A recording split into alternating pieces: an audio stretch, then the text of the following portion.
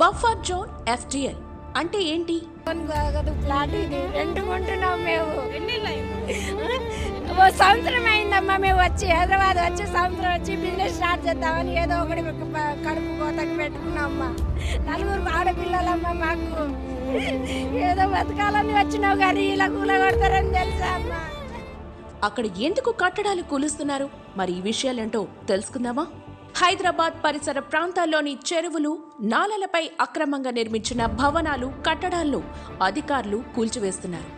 చెరువులు ఆక్రమించి కట్టిన బిల్డింగులపై హైడ్రా దృష్టి పెట్టింది. ఈ నేపథ్యంలో బఫర్ జోన్, ఎఫ్టిఎల్ అనే పదాలు తరచూ వార్తల్లో కనిపిస్తున్నాయి. ఇంతకీ బఫర్ జోన్ మరియు ఎఫ్టిఎల్ అంటే ఏంటో ఇప్పుడు తెలుసుకుందాం. ఎఫ్టిఎల్ అంటే ఫుల్ ట్యాంక్ లెవెల్. ప్రతి చెరువుకు నీరు నిల్వ ఉండే ప్రాంతం లేకపోతే నీరు విస్తరించే ప్రాంతాన్ని అంచనా వేసి ఫుల్ ట్యాంక్ లెవెల్ని నిర్ణయిస్తారు. వర్షాకాలంలో చెరువులో పూర్తిగా నీళ్లు ఉంటే ఏ ఏరియా వరకు నీరు నిల్వ ఉంటుందో ఎఫ్టిఎల్ మనకి తెలియజేస్తూ ఉంటుంది. ఇక రెండవది బఫర్ జోన్. 2 లేదా అంతకంటే ఎక్కువ నీటి వనరులు ఉన్న ప్రాంతాలను వేరు చేసే ప్రదేశాన్ని బఫర్ జోన్ అంటారు. చెరువు లేదా ఏదైనా నీటి వనరు యొక్క పరిధిని బట్టి కొంత దూరం వరకు బఫర్ జోన్ ఉంటుంది. ప్రభుత్వ నిబంధనల ప్రకారం ఎఫ్టిఎల్ అలాగే బఫర్ జోన్ లో ఎలాంటి శాశ్వత నిర్మాణాలు చేపట్టకూడదు. బఫర్ జోన్ యొక్క పరిధి నీటి వనరు యొక్క ప్రాంతాన్ని బట్టి ఉంటుంది. బఫర్ జోన్ పరిధిలో సొంత భూమి ఉన్నా సరే అక్కడ ఎలాంటి నిర్మాణాలు చేపట్టకూడదు.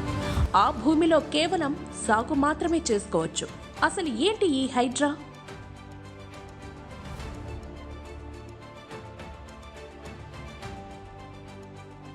హైడ్రా యొక్క పూర్తి పేరు Hyderabad disaster response and assets monitoring and protection agency. Hyderabad నగర పరిధిలోని చెరువులు కబ్జాకు గురి కాకూడదనే ప్రధాన లక్ష్యంతో దీన్ని ఏర్పాటు చేశారు.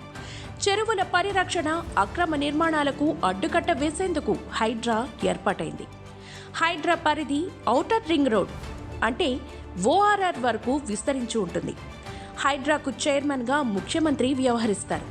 విపత్తుల నిర్వహణతో పాటుగా ప్రభుత్వ ఆస్తుల పరిరక్షణ, చెరువులు, నాలాల కబ్జాలకు అడ్డుకట్ట వేయడం, ఆక్రమణలను తొలగించడం, అక్రమ నిర్మాణాలపై హైడ్రా చర్యలు తీసుకుంటూ ఉంటుంది.